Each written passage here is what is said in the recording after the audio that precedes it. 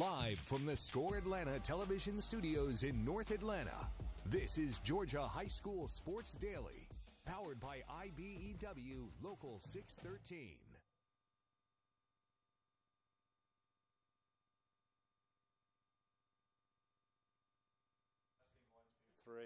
Testing 1, 2, 3. Okay. What?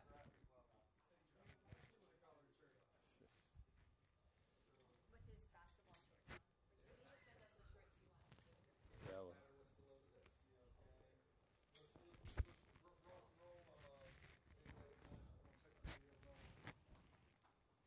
We gotta figure. We don't want to run over these cords. Television studios Yeah, in North Atlanta. Ryan's got to get that This done. is Georgia High School Sports Daily, powered by IBEW Local 613. Live from the Score Atlanta television studios in North Atlanta, this is Georgia High School Sports Daily, powered by IBEW Local 613. 10-9-8-7-6-5-4-3-2-1. Okay, good. We're good. Who's good next? Okay, for the fast break headlines for the Apalachee shooting, we're going to two graphics. One are the two teachers that died. We do not have a picture of the shooter, so do not say anything.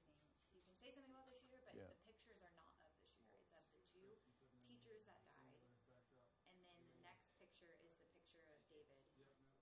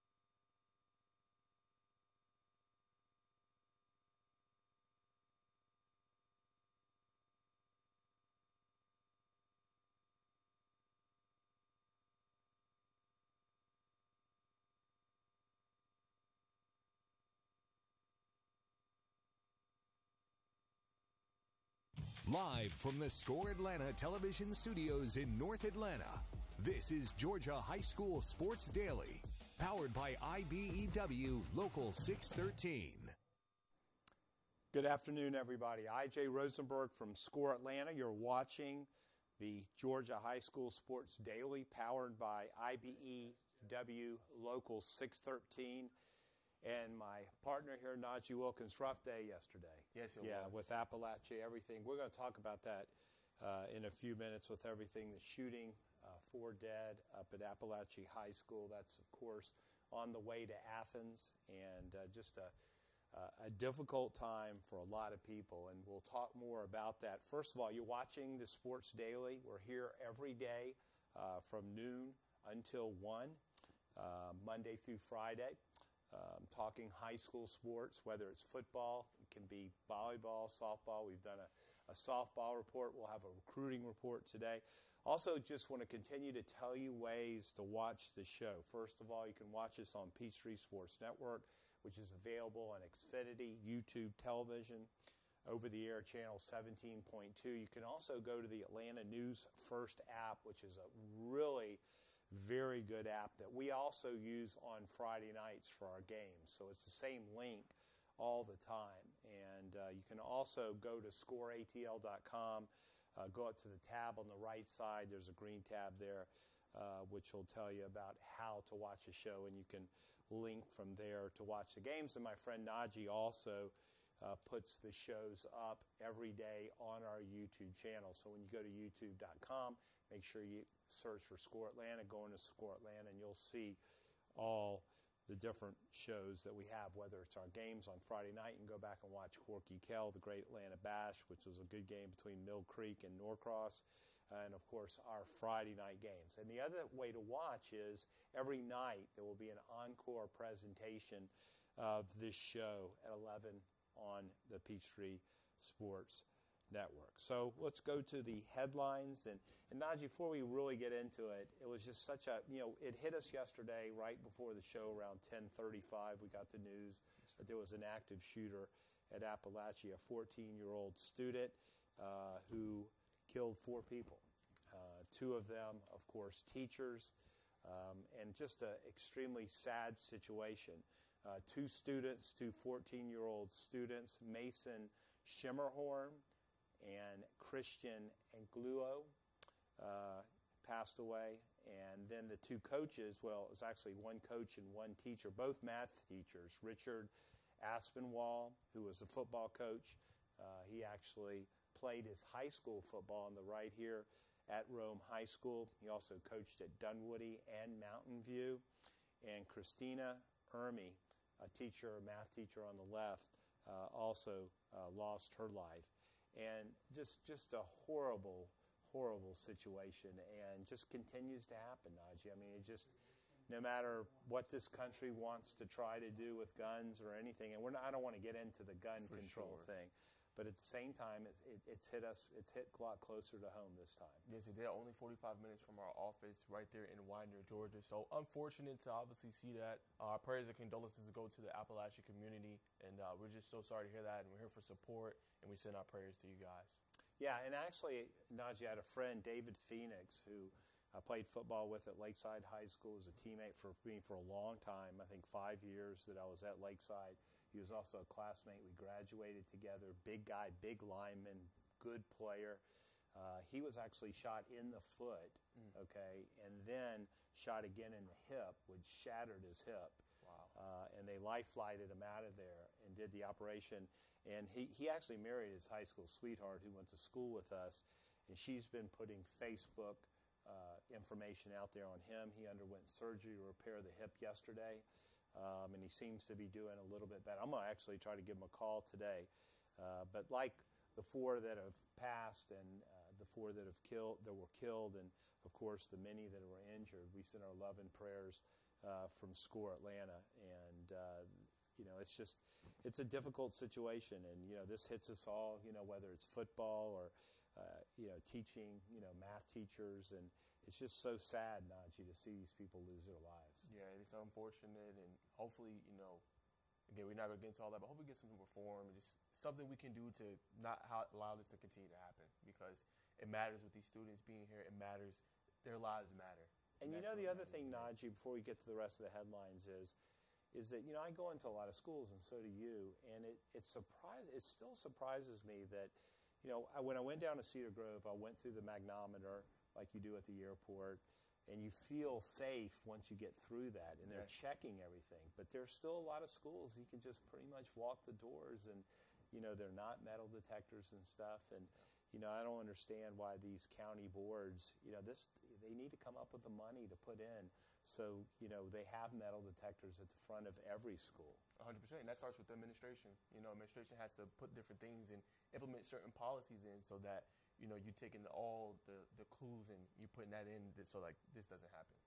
All right, let's get to the rest of the headlines, Najee, as we move through the show. Yes, sir. So number 2 is going to be North Forsyth wing London Weaver. She committed to University of Tennessee Chattanooga yesterday. She is a star for North Forsyth. Led her team to the state championship game against Marist. She was named Forsyth County Tip-Off Club Player of the Year, Georgia Basketball Coaches Association All-State Team, Region 8 6A Player of the Year. And she also set a points record last year with 592 points during her junior season, and she averaged 18.5 points per game and 5.9 rebounds, one of the best players in the state.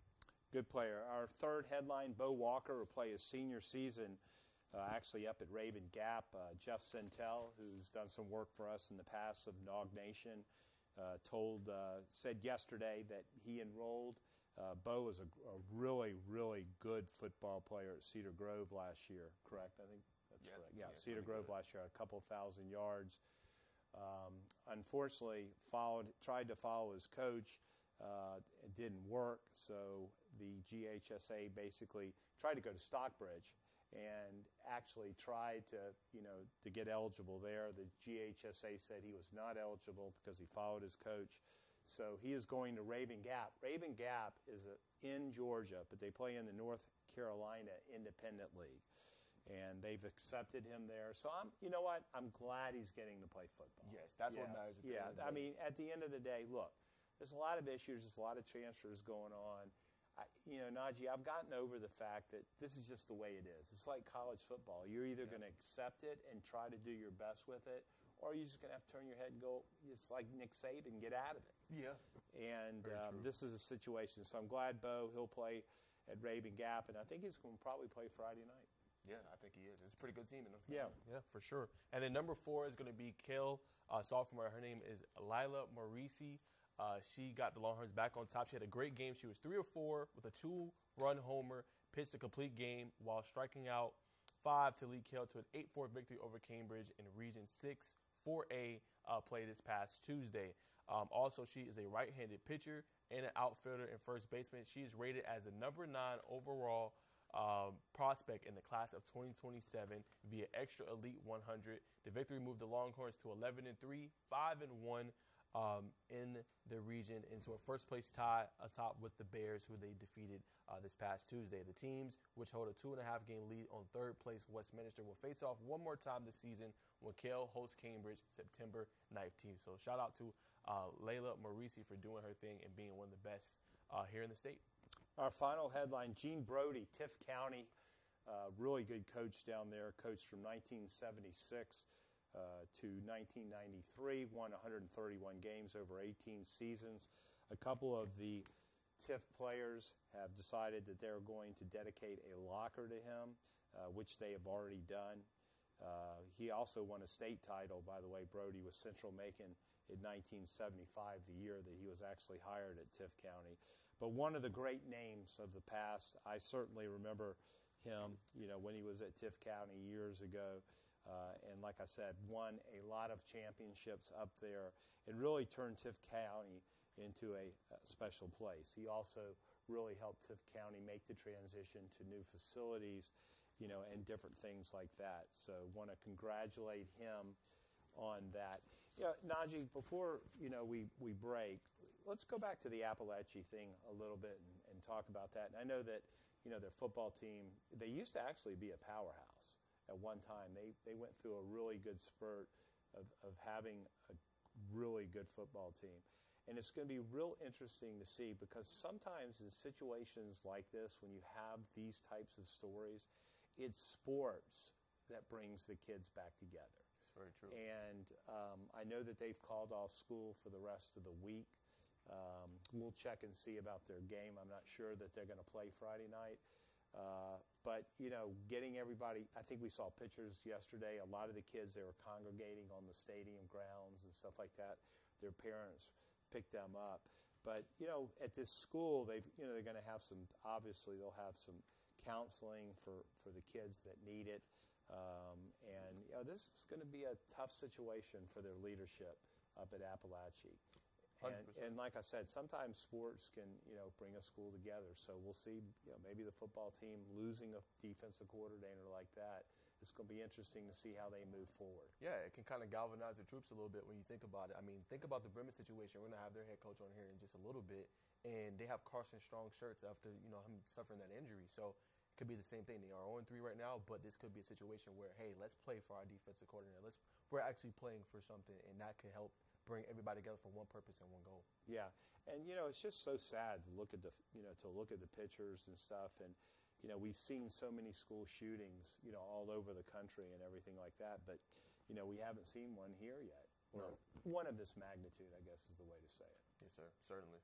So it's going to be a tough road for them, and like I said, we'll continue to report on Apalachee and let you know what's going on. All right, coming up.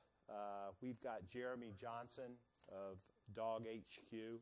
He's one of our friends that works with Rusty Mansell. Speaking of Rusty Mansell, we will have him on next week. You're going to see a lot of Rusty Mansell on this show, and he's also going to be helping us get other players that want to commit.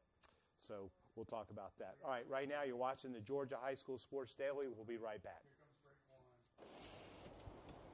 Hey, is the power off on this? I don't know. Just take it off. Safety violation, unsafe work conditions.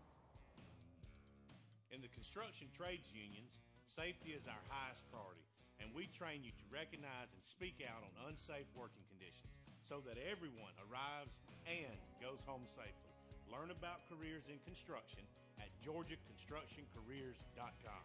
Beginning the morning you opened your eyes, we spent every waking moment preparing you for the day you'd leave our nest. Whether it's driving to practice or helping with homework, it's all prepared you for, what am I going to be when I grow up?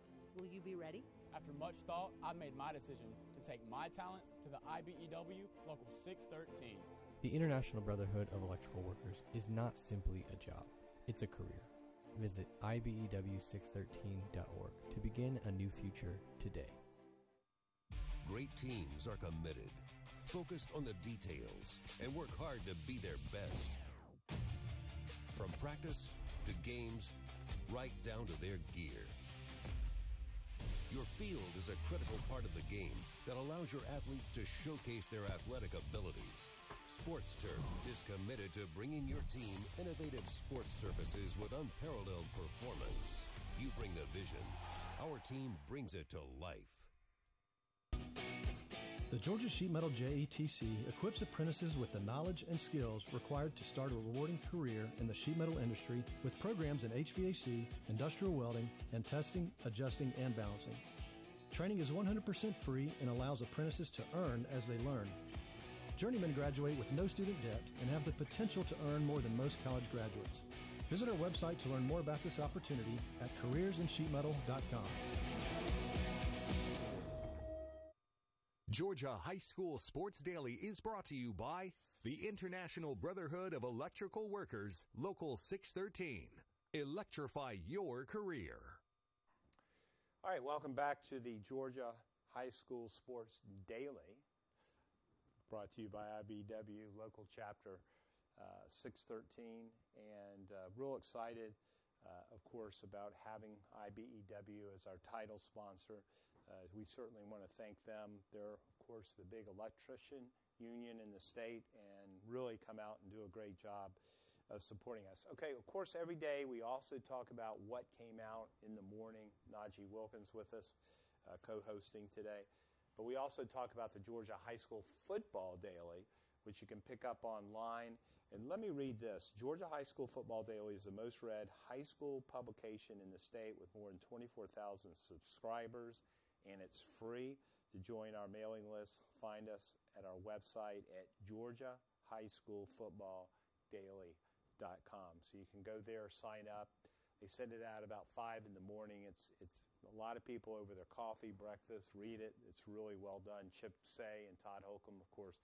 Todd's already been on the show with us, but they do a great job. And before we get to Jeremy Johnson, just real quickly, this morning, Najee, they previewed some of what they call their top 10 games. And one of our games, number 2. It's on there, yes, sir. Okay, so their top game, well, at least the game they have listed, number 1 is Buford at Rusell. It should be interesting. You know, Rusell's always tough. I'm telling always you. Tough. Well-coached team. Well-coached team. Cartersville at Calhoun, of course, is our TV game. Greene County at Morgan County. We've got Hughes at Douglas County, which I think will be Najee, real good football game. That'll be a very physical game. Jones County plays at Ola. North Cobb, who we'll have on television in a couple weeks, Najee, is at Cass. That should be a really, really good football. Cass, of course, in our Corky Kell, has done they've really turned that program around. Another big one in Gwinnett County will be North Gwinnett at Mill Creek. Who wins that? Who you like in that one? I'm going North Gwinnett. I'm going North Gwinnett too. Yeah, I like Mill Creek. There's something special about this North Gwinnett team that went down to Colquitt last week. Rockmart at Ringgold, Stevens County at Jefferson, and then we've got Warner Robins at Houston County. All right, right now on Zoom, we're going to bring Jeremy Johnson in, good friend. Jeremy works with Rusty Mansell on 3 and at DawgsHQ. Jeremy, welcome to the show. How you doing? I'm good. How you guys doing? So Jeremy, tell everybody a little bit, because DawgsHQ is a little over a year old now, and just talk a little bit how you guys are doing and what you're doing, because I've been real impressed by the coverage that you and Chad and of course Rusty are giving, especially the Georgia Bulldogs. Well, yeah, we try to cover the University of Georgia's football program from every angle, from practice reports to injuries to going into the games, watching what to look for, watching the games themselves and breaking that down and just giving you the news of what happens. On the recruiting end, I try to, cover as many angles with the recruiting as I can. Obviously, Georgia is a national program, so they're recruiting from this coast to the West Coast to Canada. They got a guy from Germany that they got committed recently. So it's a job where you cover it from as many angles as you can, and that's kind of what we like to do over here at DawgsHQ. Let's talk about the performance of true freshman last week. KJ Bolden played at Buford. I got to ask you, did you see that coming? Georgia started 11 true freshmen. He looked like the best one. I think he got a PFF grade of like 74. What was your thoughts on his performance?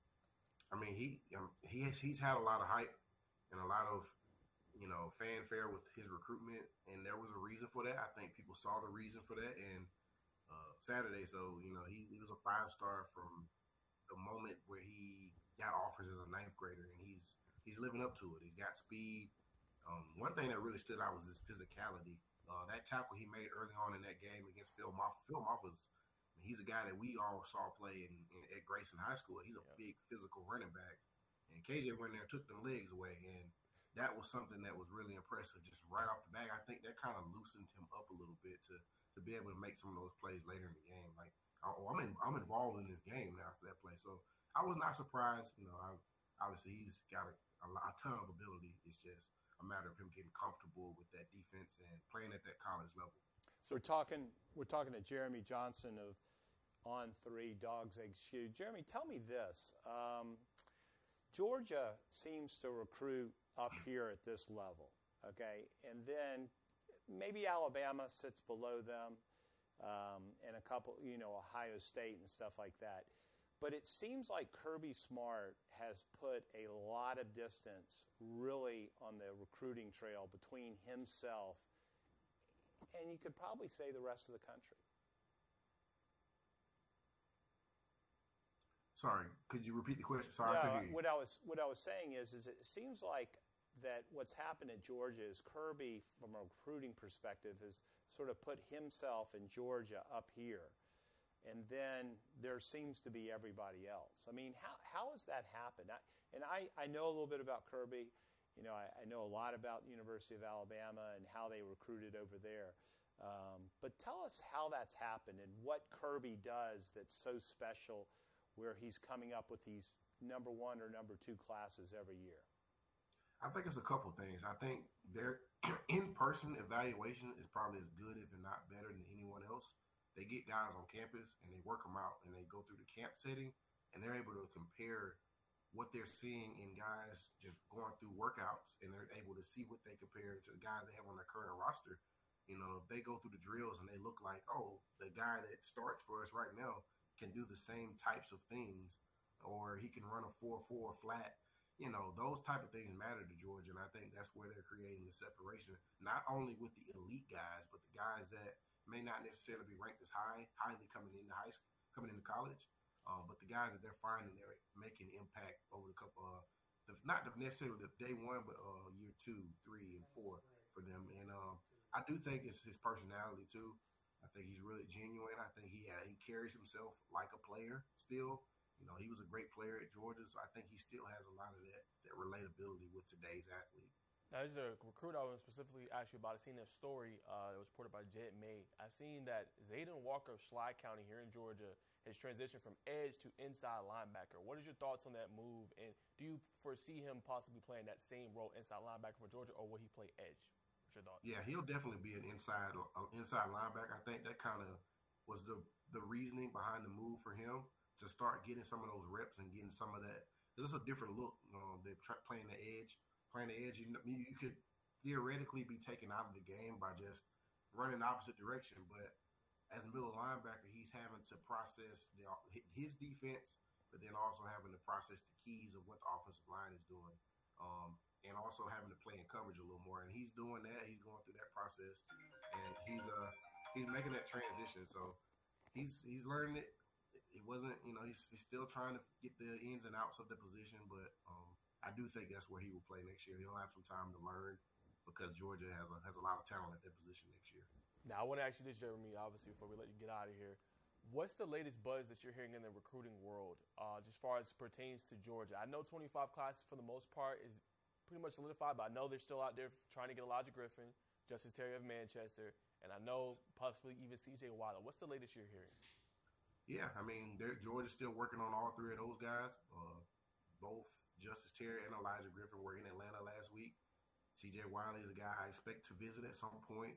I don't know exactly when, but he will be a guy that will be on campus at some point this fall. There's a lot of new offers that are being handed out. Joseph Mbachu, a guy from Grayson. Josiah Victor is a guy at Grayson that's also being recruited. Some of these new names that haven't necessarily been in the spotlight are starting to kind of become big-time targets. Braxton Kyle at North Gwinnett's another name that Chase Linton's also going to be in Athens this weekend. So there's a couple guys that are new to the scene that have become big-time targets for Georgia. Jeremy, we want to thank you for joining us. Please tell your associates and Rusty hello. We really appreciate you coming on. Yes, sir. I appreciate you guys. Appreciate you, Jeremy.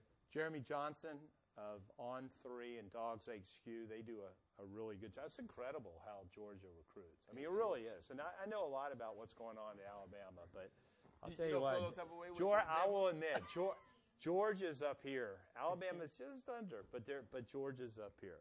Anyway, when we get back, we're going to be talking to Bremen head coach David Rusell, whose quarterback Carson Kimball had that spinal injury last Friday.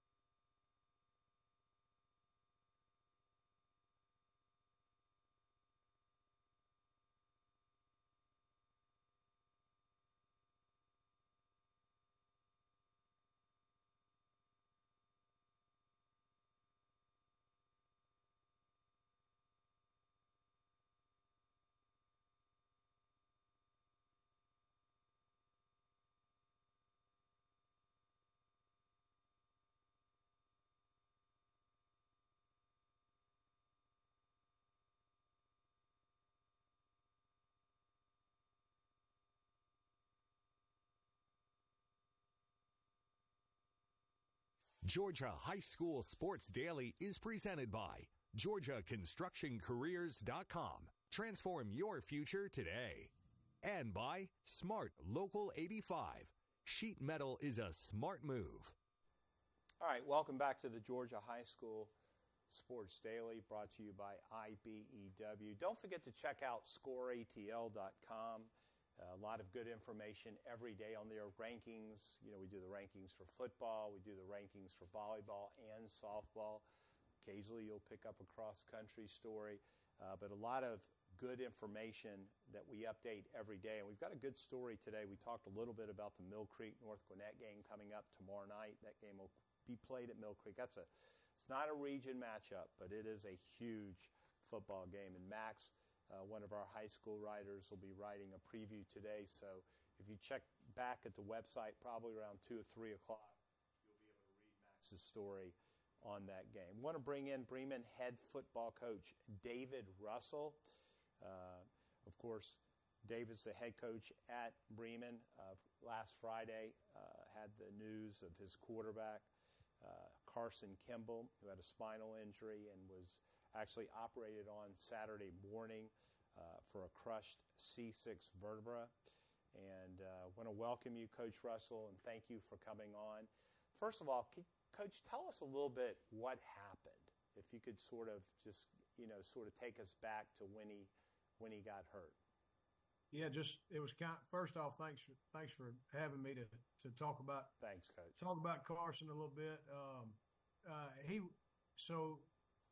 got sacked. His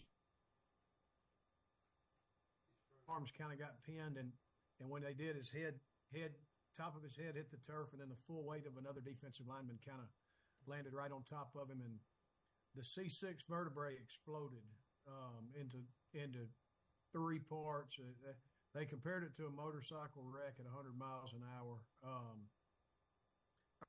Our medical staff was incredible. To the field in a hurry. They did everything right. Got him in the ambulance. They were going to life flight him. Instead, they drove him to Grady, which has been an unbelievable blessing.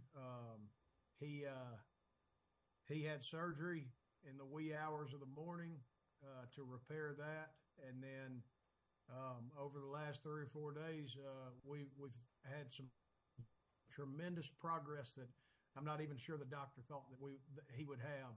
He's had some nerve-ending feelings. He's had some vibrations in his legs. That was something that he wasn't given much of a chance to have. And he's going to the Shepherd Center tomorrow, which is the best place in the world. And dadgummit, he's going to get out of there and he's going to walk out, and we're all going to celebrate. We wonder why something like this happens, but he's going to have a great story to tell. So we're in prayers that everything works, no matter how slow or fast, that we get our quarterback out of there. Coach Rusell, talk a little bit about that preparation of your medical staff, because you said they were right there as soon as it happened. I feel like that is an underrated part. When we see injuries, like, they have to be ready to go and be there for the player. Just talk about them being ready to go for that moment, and kind of that crazy situation. But our athletic trainer, Kathy Matthews, was incredible. Jared Luke, our assistant, he was incredible. The team, Bill Hightower, who he kind of directed everything while we were out there. They kept Carson stable. They did everything they needed to do. It was unbelievable to see everybody come to action and be so professional and prepared for that. Because, that's a first in my 17 years. And, most people go a whole career without ever seeing something like that. And I hope like crazy everybody does. But for them to be as prepared and professional as they were was really impressive. We're talking to Bremen head coach David Rusell. Coach, tell us about the moment that you're running out on the field and that you kneel beside him. What do you remember from that moment? The biggest thing that he said, look, first off, I try not to get in the way. Those guys are doing such a good job. But Carson's such a good kid. He says,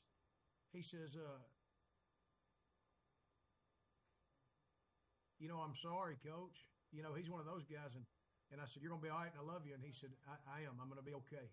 This is going to be okay. That's just the type of kid that he is. And so, both teams, I think their team huddled and prayed, and our team huddled and prayed. And but like I said, I want to stay out of the way of those medical professionals. But as he's leaving, I tell him, you're going to be great. You're a winner. I love you.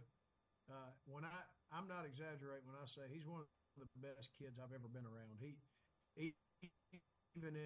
even in his state he's in right now, all he's thinking about is his teammates, just who he is. So, I just got back from there. But when I went on Tuesday after practice or before, he said, how's Eli doing? Eli's a backup quarterback. That's the first thing he asked is how's Eli? So he's just a selfless dude. So, Coach, tell me, let's put the graphic back up on the vertebra.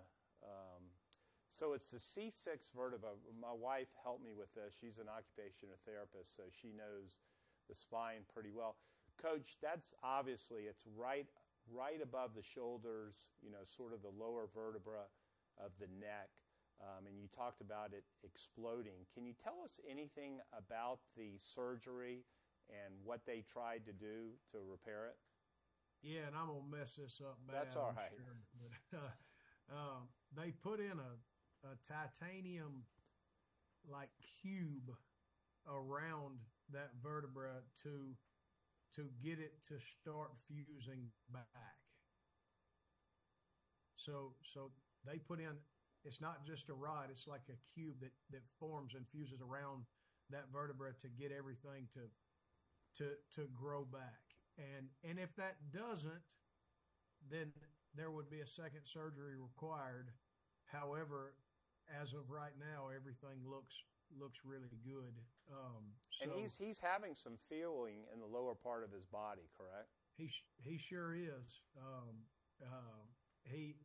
He's had vibrations in both legs and toes. His reflex test on his toes has been great, and man, he's even I think today they grabbed one of his toes and his leg kind of jerked back a little bit. So we got some great signs that are huge wins, and they seem like nothing to a lot of folks. But if small victories could a bunch of small victories is what's going to get him out of there, and we need a little small victory every day.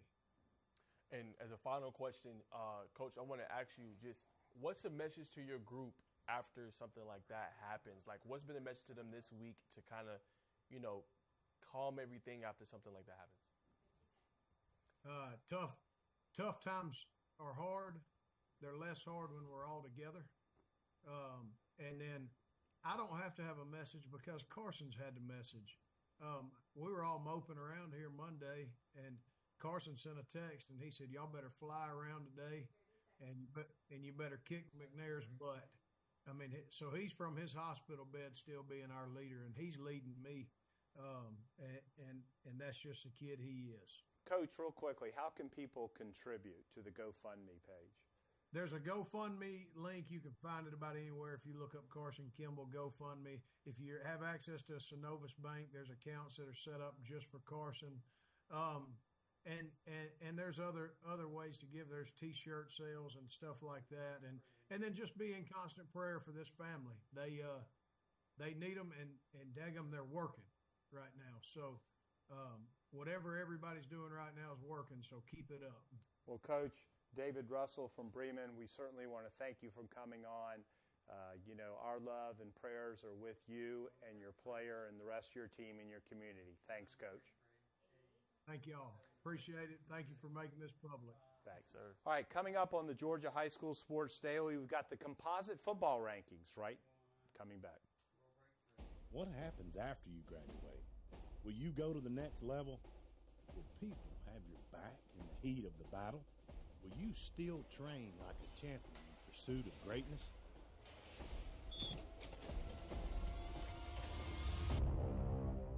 You will when you become an IBEW electrician.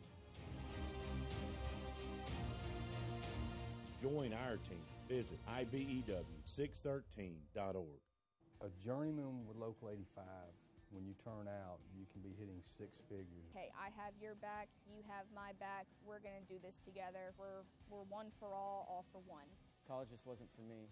Let's look into actual career jobs that wouldn't take college, where I wouldn't, lose money and all that. Instead of losing a lot more money at the end, why not make money and make more money at the end?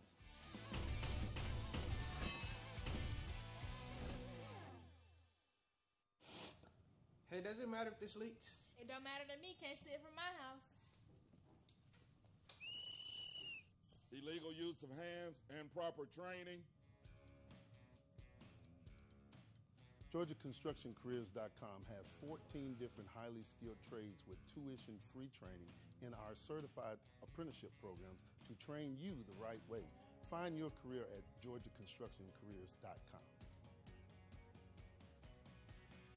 The Mechanical Trades Institute is an opportunity towards personal financial freedom through hands-on and rewarding work.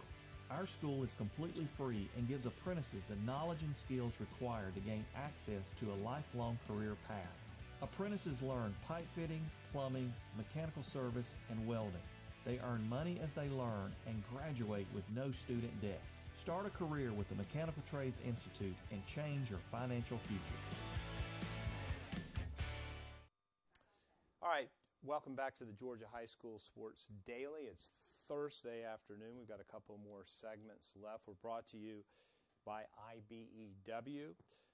We're going to get to our portion of the show where we look at the composite rankings. And if we could go on and put 6A up, I'll explain where all these rankings come from. Of course, the AJC, our partners at the Georgia High School Football Morning Daily, they handle the AJC rankings. And then we've got a new group out there, ITG, that's doing them.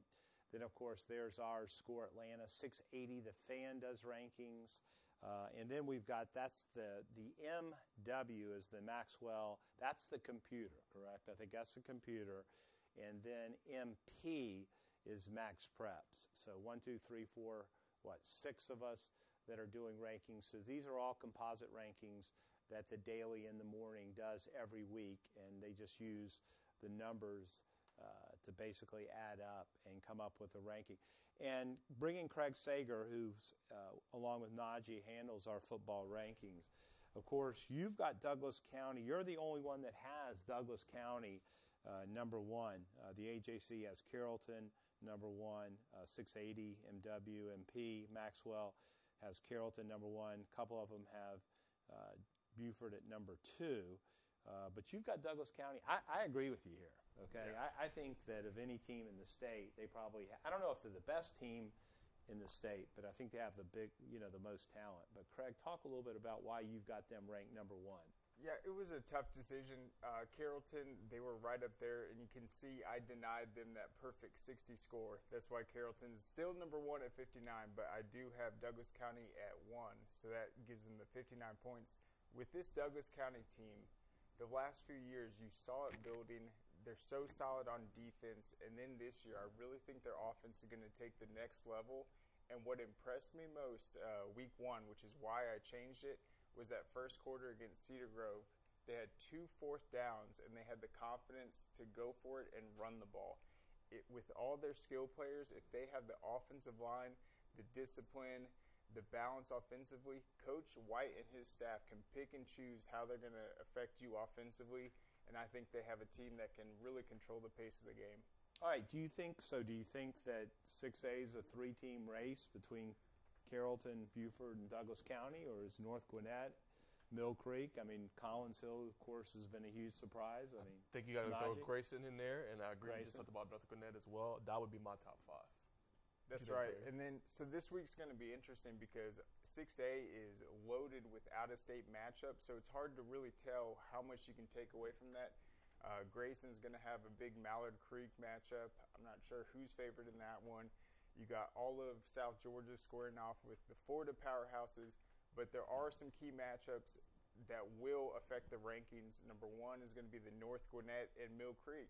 If North Gwinnett comes out and has a solid win over a Mill Creek team that we saw beat Norcross, I think people are really going to start to look at them as a complete team that can make a run, and of course they've done it before. And Craig, before we get to 5A, one of the things not to forget is Colquitt County. I mean, look, it's early in the season. These are non-region games. These games don't count. I mean, as far as the standings are concerned.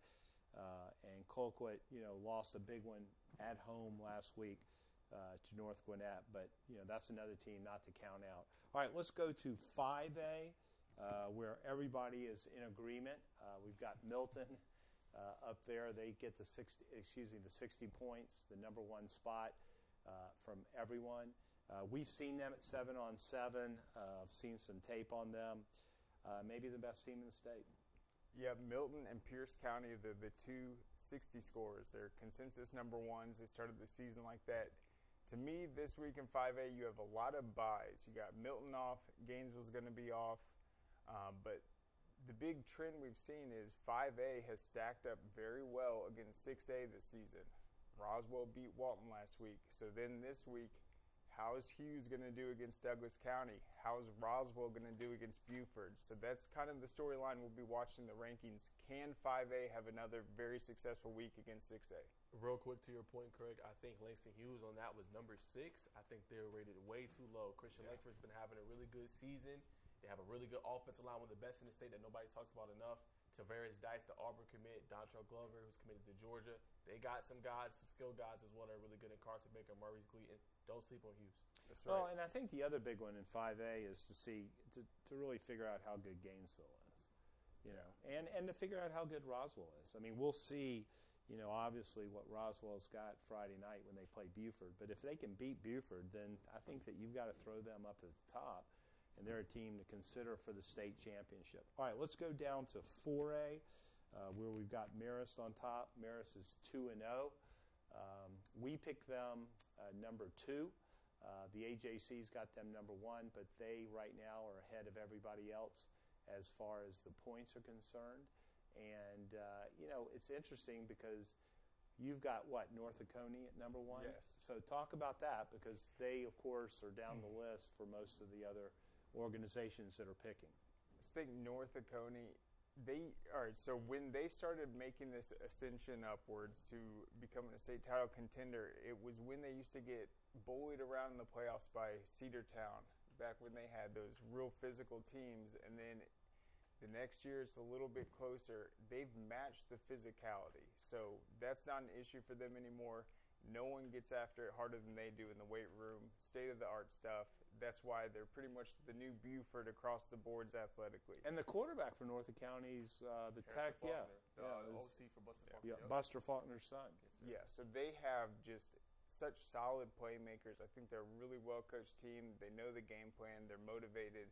And they do have a favorable region, so I see them getting home field in the playoffs, and they're definitely eyeing a state title that is coming from the coach and the players. I can't tell you how hard I try to get North Oconee and Corky. All right, let's go to 3A.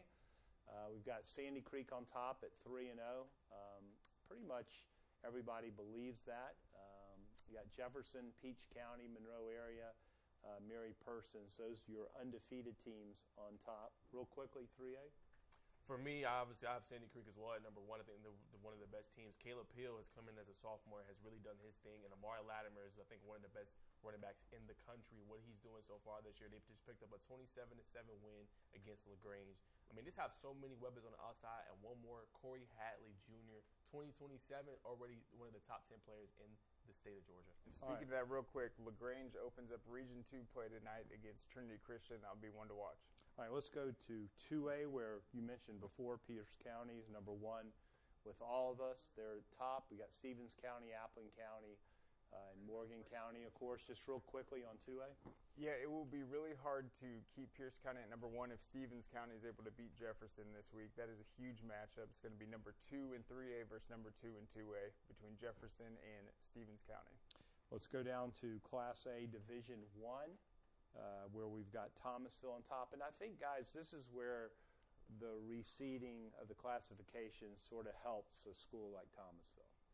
2 big matchups. Let's talk about it. Number 1, Thomasville has Thomas County Central this week, and then Toombs County has Rome. My goodness. Sign me up for that one. I mean, Toombs County has one of the best athletes, I think, in the state with Lagonza Hayward. He was on our Mr. Georgia football watch list this past week. So, I mean, those are two fired-up matchups that I'm excited for. All right, real quickly, let's go down to Class A Division II, and that's Irwin County, 3-0, guys. So I was looking at this one. When you look at the playoff rating system, that's what's actually going to set the seeding. You have Lincoln County's actually number 1 because Bowden had that loss to Fellowship Christian. But in terms of our rankings, Irwin County has the undefeated start. Bowden's battle-tested, but in that same region, you're going to have Bowden, Manchester, and Greene County. All right, real quickly, Class 3A to A private, which is a new one, Savannah Christian, my opinion, one of the best teams in this, in the state. Much less where they're at. How excited are you for that matchup coming up on TV when they play Blessed Trinity? No, it's going to be a big one. So those are our composite rankings. Our final segment today, we got a new one. It's going to be called the South Georgia Spotlight. Got a really good interview coming up on the Georgia High School Sports Daily.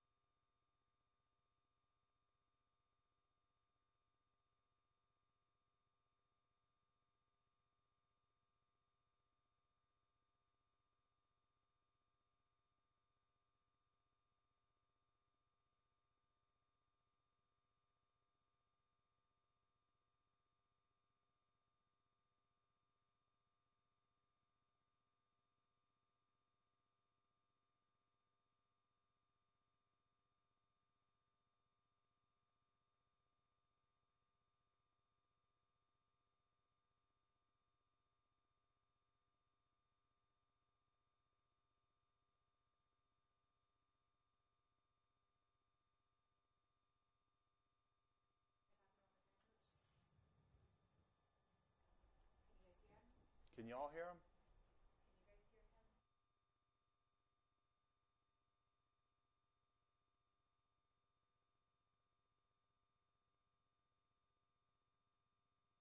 Hello, hello. Can you hear me now? There we go.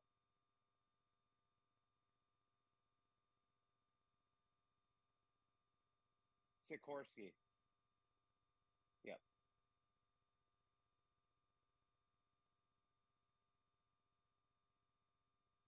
Let's do it.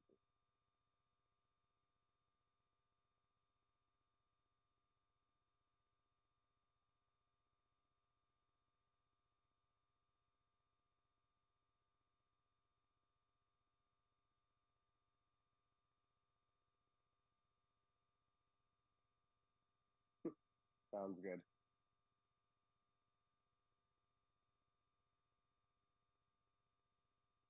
Sorry, what was that?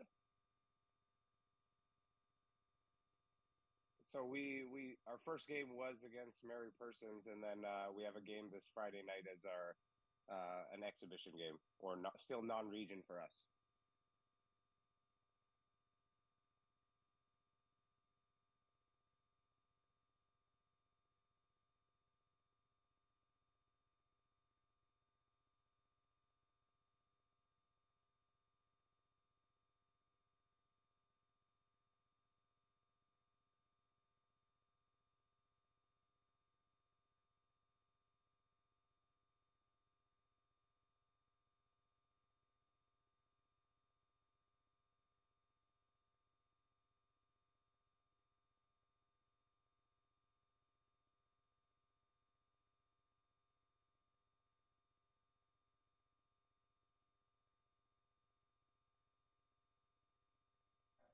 All right, welcome back to the Georgia High School Sports Daily, brought to you by IBEW. We're here at the SCORE Studios, the new SCORE Studios here in Roswell. And our first week of shows will be on every day from 12 to 1. You can watch the show again on Peachtree Sports Network, PSN, every night at 11 p.m. But right now, this is our final segment of the day. We got a new one. It's called the South Georgia Spotlight. This one's sort of South Georgia, I guess. It's more about maybe northern Canada. But we've got Canada coach Darnell Sikorski, who brought his team down to Georgia last week to play Mary Persons. Coach, how you doing? Good. How about you guys? So first of all, tell us, because you've been down here, but the first question I have for you, what's the biggest difference from the football that you – first of all, where do y'all play in Canada? So we are based just, I'd say about 15 miles out from Vancouver, Canada. So our school is one of the bigger schools in the province. And so we play at the AAA level in what we call the Lower Mainland here in BC. So tell me, after coming down here and watching Georgia football down here, what are the big differences that you see, other than maybe a little bit on the talent side? I was going to say height, weight, speed. Could I repeat that 2 or 3 times? But, the biggest thing that we see is just how well coached that the kids are. There's a major investment into the programs down here in Georgia, even for what you guys would consider a smaller school at Mary Persons, right? So, the production of Friday Night Lights was so cool for our kids to go see, with the bands, the cheerleaders, and so much more. And the Mary Persons has a coaching staff of about 15 coaches that are in the school itself, and I think it's just a well-oiled machine, and that's why the kids are so productive and so the teams are so good. So, Coach, how did the whole trip with Mary Persons come up? I'm a big fan of that program. It's always been a really good one, big fan of the coach. But tell us sort of how that game last week came about. Yeah, so we, as a program, like to do what we call a travel game every 3 to 4 years. So we're very close to the Washington State border. So every year we'll go down and do a spring scrimmage or open up our season, our non-region play down in Washington State. But we want to travel every 3 to 4 years ideally. So we went down to California in 2011 and 2017. We've played in Texas in 2014. COVID did put a halt to that. So about a year and a half ago, we decided, hey, you know what, let's pick somewhere a little bit different. So we could have gone to California again. Our other coach has some contacts in Illinois, but we really pinpointed Georgia as a really cool opportunity just because it's such a good football state. It's a top 4 football state, but after playing against Mary Persons, we probably think it's top 2. It was just in the works. We exchanged emails with Coach Nelson, couple texts back and forth, and then we both really decided that this would be a really cool opportunity for our kids to come down to the South and for them to host a Canadian school. Speaking of, your team actually stayed a week after the game against Mary Persons. So what were you guys up to? What were some things that your team did for the whole week when you were down here? Yeah, so we arrived on Tuesday night. That first night was really just put some granola bars in them and then have our first practice of the evening with a dinner afterwards. But on the Wednesday, we went down to the Civil Rights Museum in downtown Atlanta. And then the next day... Hey, Coach, that's a pretty incredible place, isn't it? It is very unique. And so for our kids, we don't have that type of history here. So it's a good educational piece for our kids to go and experience that and just learn about different cultures. And obviously the South has a much different history than the Pacific Northwest and Canada in general. So yeah, that place was really cool. And then we Coach, saw the college football. real quickly on the Civil Rights Museum, did you get a chance to sit at the lunch counter put your hands on the counter that was electrified? Yes, we did. So that was probably the highlight for the entire team, to be honest, just to be able to hear that, right, with the microphones on your head. And I know some of our kids got a little bit emotional in that moment, right? So, again, that was all just part of the experience, which is really, really cool. Craig? Yeah, Coach, what do you think your team's going to be able to take away from just that experience? Because it is a little more than football, being at a historic stadium like that, making that big trip, just coming back to your expectations this season. Well, I mean, for us, Mary Persons, to be honest, is probably the best program that we've ever played, even dating back to, back when our program resurrected in 2003. We've had some really good programs and teams up here in BC. Then you couple in the California schools we played, the Texas schools we played. Top to bottom, I think that roster was the best and that team was the best that we played. So, we just played the best team that we've played all year. And then for us, now that we're here, it's hey, this is now the standard that we want to play at. We have to play faster off the ball. We have to play with more physicality. We have to be more assertive in our assignments. And so just taking that and bringing it up here, we think it's going to carry over for the rest of the year. Coach, you guys are also at the College Football Hall of Fame, so tell us a little bit about that experience as well. Oh, it was so cool. So for our players to just see like the tradition and the pageantry of college football, for us, we're big.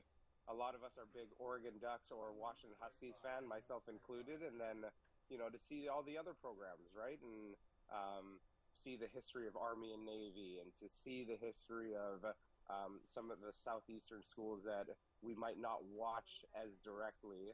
So just seeing all that stuff, and plus the interactive piece that they've kind of added now with the College Football Hall of Fame. Again, that was just very special and unique because we don't have that kind of history college football-wise up here in Canada. Well, Coach, we want to thank you for coming on. We know you had a good time at Mary Persons. Coach Nelson tells us a lot of good things about you. So, Coach, we appreciate it, okay? Thank you for having me. I appreciate you guys. Yeah, interesting piece, guys. I appreciate that. That was really interesting. Well, we want to thank everybody for joining today. We've got our game coming up Friday night, Cartersville at Calhoun. That game will start at 8 on the Peachtree Sports Network. Tomorrow we'll be right back here at noon, and we'll talk a lot about the big schedule tomorrow night. So we'll see you on Friday. Beginning the morning you opened your eyes, we spent every waking moment preparing you for the day you'd leave our nest. Whether it's driving to practice or helping with homework, it's all prepared you for, what am I going to be when I grow up? Will you be ready? After much thought, I made my decision to take my talents to the IBEW Local 613. The International Brotherhood of Electrical Workers is not simply a job, it's a career. Visit IBEW613.org to begin a new future today. Hey, is the power off on this? I don't know. Just take it off. Safety violation, unsafe work conditions. In the construction trades unions, safety is our highest priority, and we train you to recognize and speak out on unsafe working conditions so that everyone arrives and goes home safely. Learn about careers in construction at GeorgiaConstructionCareers.com.